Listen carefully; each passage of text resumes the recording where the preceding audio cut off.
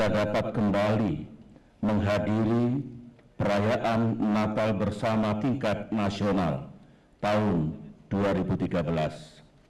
Saya ingin menggunakan kesempatan yang membahagiakan ini untuk menyampaikan selamat dan salam bahagia kepada umat Kristiani di seluruh pelosok tanah air, dengan harapan mudah-mudahan perayaan Natal tahun ini benar-benar membawa kedamaian, kebahagiaan, dan kesejahteraan bagi umat Kristiani. Hadirin yang saya muliakan, kita bersyukur rangkaian perayaan Natal tahun ini yang diselenggarakan di berbagai tempat di tanah air dapat berlangsung dalam suasana yang aman dan damai. Untuk diketahui, sejak 9 tahun yang lalu, menjelang dan selama perayaan Natal berlangsung di seluruh Indonesia, secara pribadi saya memantau pelaksanaannya jam demi jam untuk memastikan bahwa rencana pengamanan dan pelayanan Natal dapat dilaksanakan dengan baik sehingga perayaan penting itu dapat berjalan dengan aman, tertib, dan damai.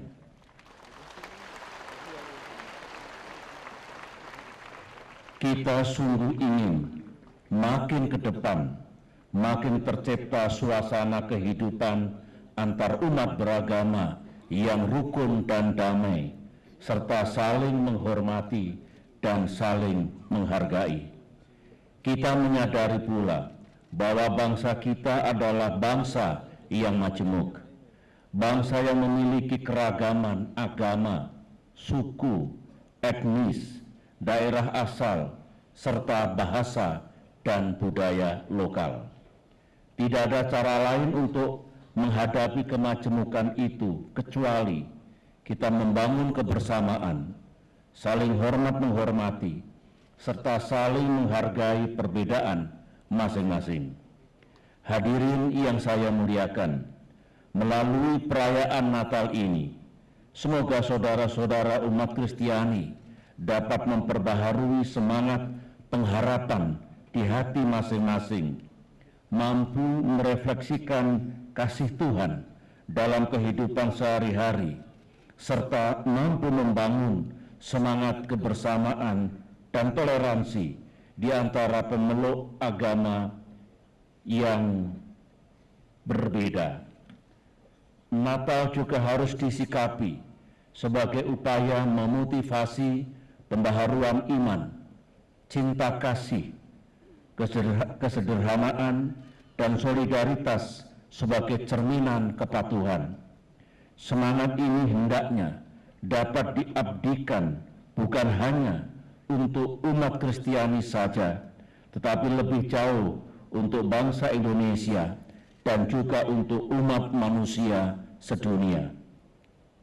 Sama dengan situasi 5 tahun yang lalu, perayaan Natal kali ini kita selenggarakan di tengah gejolak perekonomian global. Ini adalah ujian baru bagi perekonomian kita. Dalam menyikapi gejolak ini, kita tidak perlu cemas dan takut. Kita harus tetap optimis. Kita harus yakin dan percaya bahwa kita tidak akan terseret jauh dalam pusaran krisis-krisis global jika kita sungguh-sungguh menjaga persatuan, melangkah bersama, mengembangkan segenap potensi yang kita miliki dan bekerja lebih keras lagi. Pemerintah dengan gigih bersama komponen-komponen bangsa yang lain telah dan terus berupaya mengatasi gejolak baru perekonomian ini. Berbagai keputusan, kebijakan, dan aksi yang cepat dan tepat telah dilaksanakan pemerintah untuk tetap menjaga pertumbuhan positif dari perekonomian kita. Hadirin sekalian yang saya hormati, segenap umat Kristiani yang saya cintai. Pada kesempatan yang baik ini, tahun ke-10 saya menghadiri perayaan Natal nasional kecuali tahun 2004 karena saya menghadiri perayaan Natal di Jayapura, Papua. Saya ingin mengedepankan satu topik penting yang patut kita jadikan refleksi, sekaligus sebuah tekad besar untuk mengubah jalannya sejarah. Topik dan agenda besar kebangsaan yang penting ini adalah jalan menjadi bangsa yang rukun, damai, dan bersatu. Secara pribadi saya kerap bertanya kepada diri sendiri. Saya yakin ini menjadi pula pertanyaan banyak pihak di negeri kita. Pertanyaan yang tulus dan jujur itu adalah, bisakah bangsa Indonesia hidup semakin rukun dan damai? Bisakah pula dunia tempat kita hidup dan tinggal ini juga makin aman, makin damai, dan makin sejahtera? Tentu diperlukan dialog dan diskusi yang panjang untuk menjawab kedua pertanyaan penting itu. Oleh karena itu, izinkanlah saya di malam yang penuh dengan sukacita ini menyampaikan keyakinan dan kesimpulan diri saya bahwa selalu ada jalan untuk melakukan perubahan besar, dengan syarat perubahan itu harus diniatkan, diperjuangkan, dan dijalankan dengan sekuat tenaga. Perubahan ke arah yang lebih baik tidak akan datang dari langit. Juga bukanlah perjalanan yang lunak dan mudah. Sekian abad yang lalu, Eropa terpecah dan selalu terlibat dalam peperangan satu sama lain. Boleh dikata, perdamaian tidak pernah hadir di kawasan itu. Kini, Eropa menjadi wilayah yang damai, stabil, dan maju. Bahkan beberapa saat yang lalu, Uni Eropa menerima hadiah Nobel Perdamaian. Kawasan kita sendiri, Asia Tenggara, sekian puluh tahun yang lalu, juga merupakan kawasan yang syarat dengan konflik dan peperangan. Kini kawasan kita begitu stabilnya dengan ASEAN sebagai penyangga dan penjaganya. Asia Tenggara bukan hanya menjadi kawasan yang stabil, tertib, dan aman, tetapi juga menjadi wilayah yang maju secara ekonomi. Kini tidak ada perang antar negara dan setiap konflik dapat diselesaikan secara damai. Di negeri sendiri, dulu tidak ada yang percaya bahwa konflik bersenjata dan berdarah yang telah berlangsung lebih dari 30 tahun di Aceh akhirnya bisa kita akhiri. Demikian juga konflik komunal yang 10 sampai 15 tahun yang lalu berlangsung dengan sengitnya di Ambon dan di Poso juga dapat diakhiri. Meskipun reintegrasi pasca konflik dan rekonsiliasi masih terus kita lakukan, keadaan di daerah-daerah itu boleh dikata hampir sepenuhnya pulih. Daerah-daerah itu telah memasuki era baru dengan penuh harapan dan cita-cita. Dengan semua yang saya ceritakan ini, kesimpulannya adalah Tuhan selalu memberi peluang dan kesempatan kepada umat manusia dan juga bangsa-bangsa di dunia untuk melakukan perubahan ke arah yang lebih baik. Saya pribadi memiliki keyakinan bahwa Indonesia dengan izin dan pertolongan Tuhan, dengan tekad dan upaya besar kita semua juga bisa berubah. Jika kita sungguh serius untuk berjuang dan bekerja keras bersama, di masa depan Indonesia akan menjadi bangsa yang benar-benar bersatu, rukun, dan damai. Dan dengan persatuan, kerukunan, dan kebersamaan itu, di abad ke-21 ini, Indonesia akan menjadi negara yang maju, adil, dan sejahtera. Itulah cita-cita luhur kita, itulah agenda besar kita. Berkaitan dengan topik yang amat penting ini, yaitu menjadi bangsa yang rukun dan damai, saya ingin menyampaikan 3 hal besar yang harus kita pedomani, kita niatkan, dan kita kerjakan secara bersama. Pertama, bangsa kita harus memperkuat kesadaran, kehendak, dan niat baik untuk benar-benar membangun kehidupan bersama yang rukun dan damai. Semuanya ini mesti kita bangun sejak anak-anak masa balita, berlanjut pada masa pendidikan, dan kemudian kita pelihara dalam kehidupan bermasyarakat dan berbangsa. Para orang tua, para guru, dan para pemuka agama memiliki tugas dan tanggung jawab yang besar. Pemuka agama berkewajiban untuk menaburkan dan menuburkan nilai dan semangat untuk hidup rukun dan damai di kalangan umatnya masing-masing. Jangan biarkan pikiran radikal dan ekstrim tumbuh dan berkembang di negeri ini.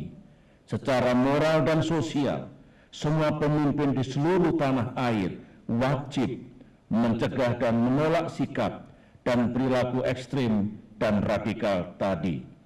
Jangan hanya menggantungkan kepada tindakan negara untuk mengatasi setiap gangguan terhadap toleransi dan kerukunan hidup masyarakat kita. Kebersamaan dan kerjasama antara negara dan rakyat, serta antara pemerintah dan masyarakat sangat penting. Pencegahan selalu lebih baik daripada penindakan. Kedua, mewujudkan kerukunan dan kedamaian adalah tugas sepanjang masa. Terus-menerus, dengan tekun dan sabar, harus terus kita upayakan, not to be taken for granted. Bangsa kita amat majemuk, sehingga memperkuat toleransi dan harmoni menjadi tugas bangsa yang tidak akan pernah berakhir. Kemajemukan bagaimanapun senantiasa syarat dengan akar konflik dan perbedaan.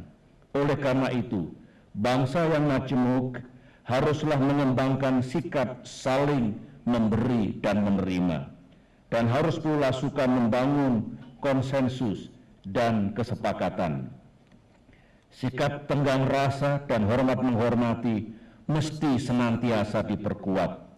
Para pemuka agama mesti berada di depan untuk menjadi dan memberi contoh. Para pemimpin, utamanya pemimpin umat beragama, diharapkan terus memberi bimbingan dan edukasi, bukan hasutan dan provokasi.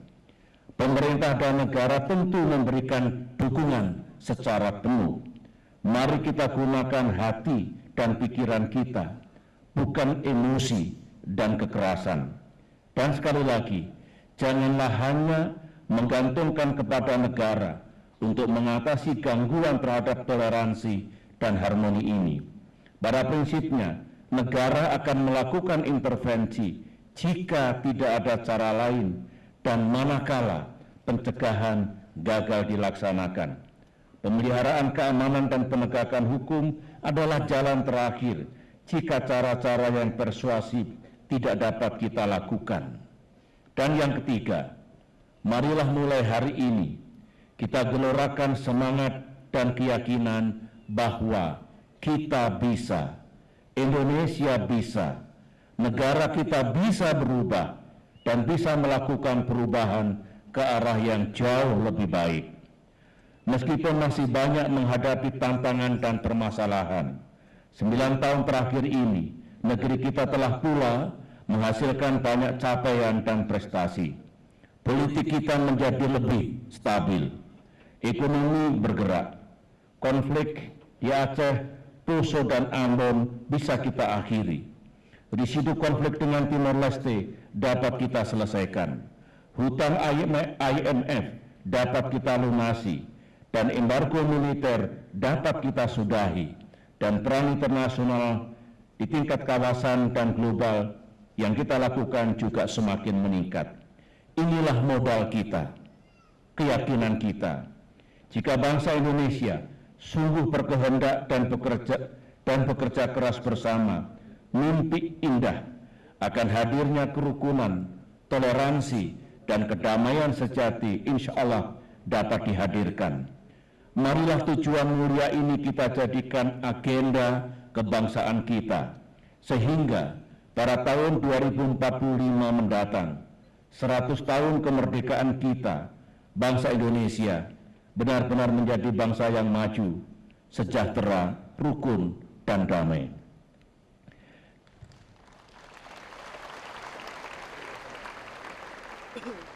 Hadirin sekalian yang saya muliakan, umat Kristiani di seluruh tanah air yang berbahagia. Insya Allah ini adalah perayaan Natal Nasional terakhir yang saya hadiri sebagai Presiden Republik Indonesia.